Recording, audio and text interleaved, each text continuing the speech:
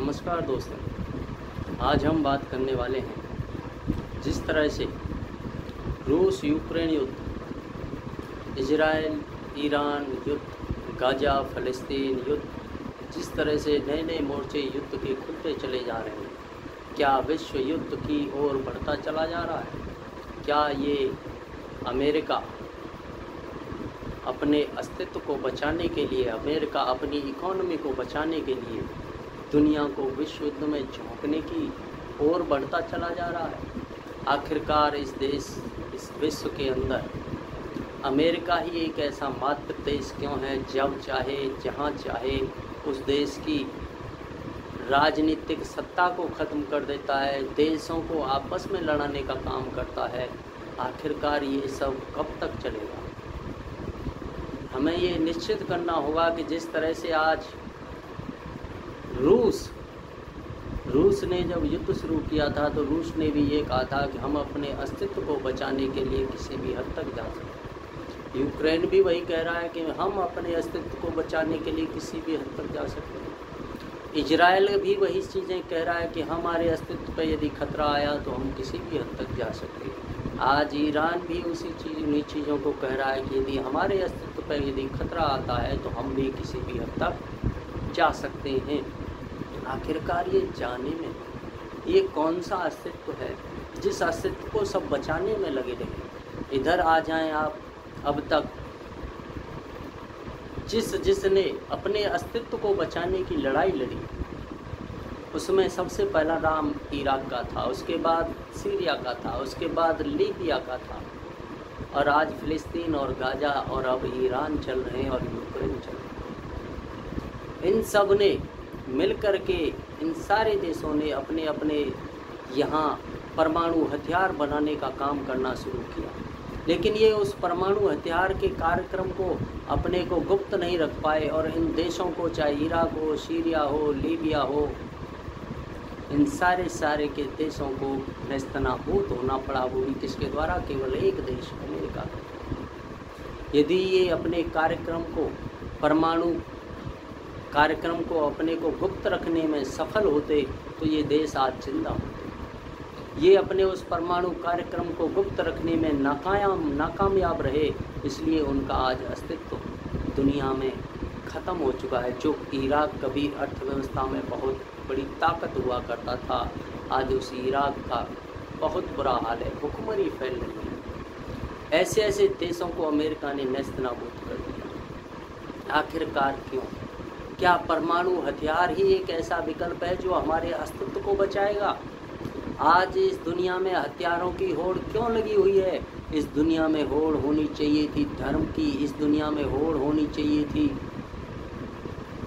मानवता को बचाने की।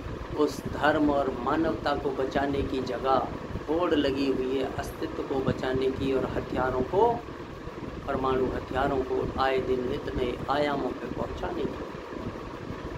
आखिरकार इन परमाणु हथियारों से कभी किसी का अस्तित्व बचा है? जो इतने विध्वंसकारी होते हैं कि जहाँ फट जाए वहाँ अगली आने वाली सदियों तक वहाँ संतानें जन्म लेना बंद कर देती हैं। यदि संतानों का जन्म भी हो तो वह अपाहिज, लंगड़े, लूले, बहरे पैदा होते हैं। ऐसी चीज़, ऐसी विनाशकारी वस्तु के पीछे आज दुनिया क्यों लगी? उसका एकमात्र कारण है जो अमेरिका सबके अस्तित्व को ख़त्म करता चला जा रहा है, वो धर्म के नाम पर, वो ईसाईयत है। ईसाइयों ने अपना पहले ही परमाणु बना करके अपने फिक्स कर लिए। अब जो भी कोई देश बनाना चाहता है उस देश को वो ख़त्म कर देते हैं। अब ईरान, इजराइल अस्तित्व खतरे में है। इजराइल कह रहा है यहूदियों का अस्तित्व खतरे में, ईरान कह रहा है मुस्लिमों का अस्तित्व खतरे में। आखिरकार ये धर्म के नाम पर भी हथियारों की होड़ लगी हुई है। धर्म के नाम पर एक दूसरे को बचाने की बातें हो रही हैं। धर्म के नाम पर एक दूसरे देश आपस में लड़ रहे हैं। आखिरकार ये धर्म क्या है, मानवता क्या है जिसे बचाने के लिए एक दूसरे से युद्ध किया जा रहा है? एक दूसरे को खून से होली खेली जा रही है। आखिरकार ये विश्व के अंदर आज मानवता और धर्म को छोड़ करके ये विश्व चाह कहाँ रहा? आज हमें ये सोचना होगा यदि हम इसी तरह बढ़ते चले गए, हथियारों की होड़ हमें पागल बना देगी। हम अपने अहंकार में बस चलते चले जाएंगे और मानवता का खून पीते चले जाएंगे, और मानवता का खून पीने वाला कभी किसी का भला नहीं कर सकता, ना ही उसका कभी भला हो सकता है। आज जो अमेरिका फल फूल रहा है, आने वाला कल ऐसा होगा कि इस अमेरिका में भी वो भुखमरी होगी जो आज सीरिया और लीबिया के अंदर है। आज जो देश दुनिया को अपने इशारों पे चला रहा है, उन देशों का भी वही हश्र होगा जो कभी इराक का हुआ करता था। इराक का आज, इराक अपने आप में कभी विश्व की बहुत बड़ी अर्थव्यवस्था हुआ करती थी, आज वो पूरी अर्थव्यवस्था ख़त्म हो चुकी है। इसी तरह से इन देशों का हाल होने वाला है। अंतर सिर्फ इतना है, धर्म को जानते नहीं और धर्म के नाम पर एक दूसरे को लड़ाए चले जा रहे हैं, हथियारों की होड़ में एक दूसरे को मारते चले जा रहे हैं। आखिरकार कब तक चलेगा ये सब?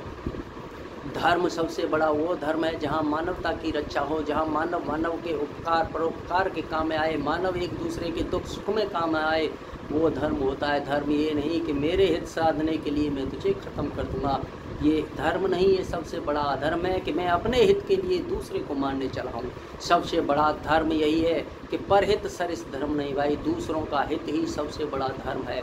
और आज दूसरों को ख़त्म करके अपने अस्तित्व को बचाने की बातें हो रही हैं। क्यों ये हमले आए दिन दुनिया एक दूसरे पर कर रही है? आखिरकार इससे मिलने वाला क्या है? सिर्फ एक चीज़ कि मैं इस दुनिया को अपने इशारों पर नचाऊं, मैं इस दुनिया को अपने हिसाब से चलाऊं। जो अमेरिका कर रहा है वैसे ही चीन करता चला जा रहा है। रूस युद्ध में घिरा पड़ा है, रूस भी अपने आप को बचाने के लिए नाटो देशों से लड़ रहा है। आखिरकार ये सब होना क्या है दुनिया के अंदर? कभी ये युद्ध बंद होंगे? कभी इस दुनिया के अंदर धर्म की स्थापना होगी? या फिर से महाराज योगीराज श्री कृष्ण को जन्म लेना पड़ेगा? फिर से सुदर्शन चक्रधारी को इस धरती पर आना पड़ेगा? इन सारे के सारे राक्षसों को जो मानवता के दुश्मन बने हुए, इन सब का संहार करने के लिए फिर से भगवान को आना पड़ेगा। आखिरकार ये होगा क्या? आखिरकार कब तक होगा? मैं तो सिर्फ दुनिया से एक बात कहना चाहता हूँ। जिस तरह से भगवान कृष्ण ने एक धर्म की व्याख्या दी थी कि धर्म वह है जो सबके हितकारी हो, धर्म वह है जो राक्षसों को खत्म करे, धर्म वह है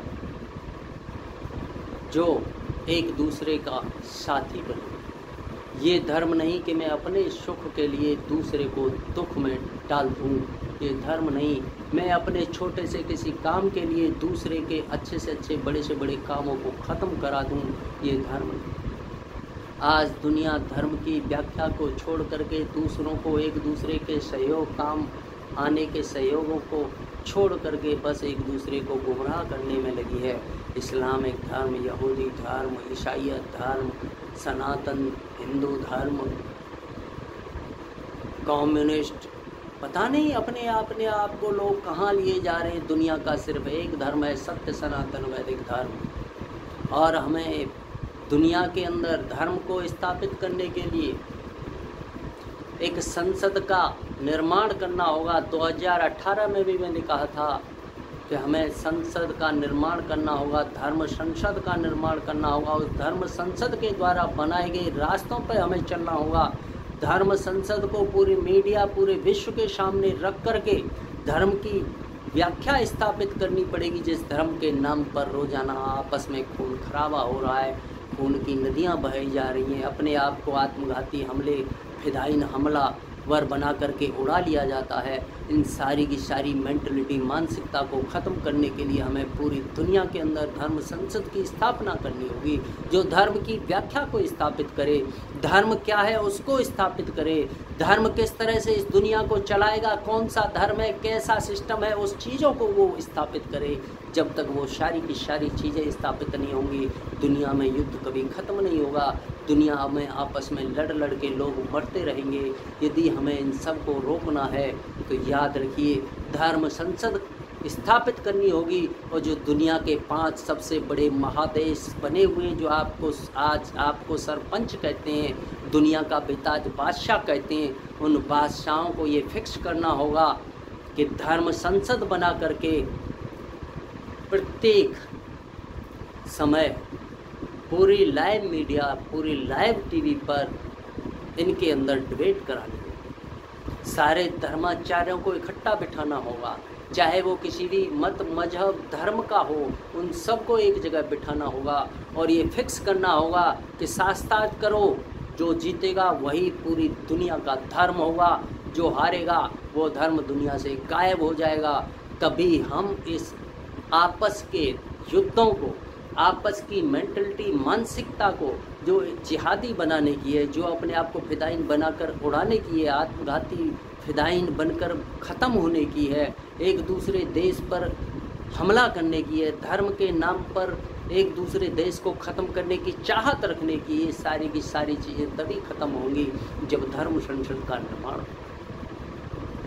यदि हम धर्म संसद का निर्माण नहीं कर पाते तो ये सबसे बड़ा दुर्भाग्य है कि ये दुनिया फिर से तीसरे विश्व युद्ध की ओर बढ़ रही है। और तीसरा विश्व युद्ध इस दुनिया में परमाणु हमलों का वो युद्ध होगा कि मानवता त्राहिमाम करती नजर आएगी, मानवता का अस्तित्व खतरे में होगा। मैं सिर्फ इतना कहना चाहता हूँ, चाहे वो इजराइल हो या ईरान हो, चाहे वो रूस हो, चाहे वो यूक्रेन हो, चाहे फिलिस्तीन हो, गाजा हो, अमेरिका हो, कोई भी देश क्यों ना हो, सबको अपने अस्तित्व को बचाने का अधिकार है। लेकिन अस्तित्व की आड़ में धर्म का नाम लेकर एक दूसरे पर हमले करना ये अधिकार नहीं है, क्योंकि धर्म की जब तक व्याख्या विश्व पटल पर नहीं होगी तब तक तुम्हें धर्म का नाम लेने का अधिकार नहीं है। ये फिक्स करना होगा। यदि ये हम फिक्स नहीं कर पाते हैं तो जो सरपंच बने हुए हैं उनकी सबसे बड़ी नाकामयाबी, इस नाकामयाबी को दूर करना है तो विश्व पटल पर धर्म संसद का निर्माण करो और तब धर्म की स्थापना करने के लिए, धर्म की व्यवस्था को सुचारू रूप से चलाने के लिए संयुक्त राष्ट्र संघ की तरह उसकी स्थापना करिए, धर्म संसद को बनाइए। संयुक्त धर्म संसद उसका कुछ भी है, विश्व धर्म संसद उसका ऐसा नाम रखिए जिससे कि वहाँ से धर्म को संचालित किया जा सके। धर्म के नाम पर जो कुछ आडंबर आज दुनिया में चल रहे हैं वो बंद हो, धर्म के नाम पर एक दूसरे देशों को लड़ाया जा रहा है वो बंद हो, धर्म के नाम पर मानव को गर्दन काट देता है, मानवता को कलंकित करता है, ये सारी चीज़ें बंद हों। इससे धर्म व्यवस्था आगे बढ़ेगी और धर्म हर व्यक्ति को अपने आप में धार्मिक बनने का एक मौका देगा और इस अन्याय, अत्याचार, व्यभिचार से दुनिया को मुक्ति मिलेगी।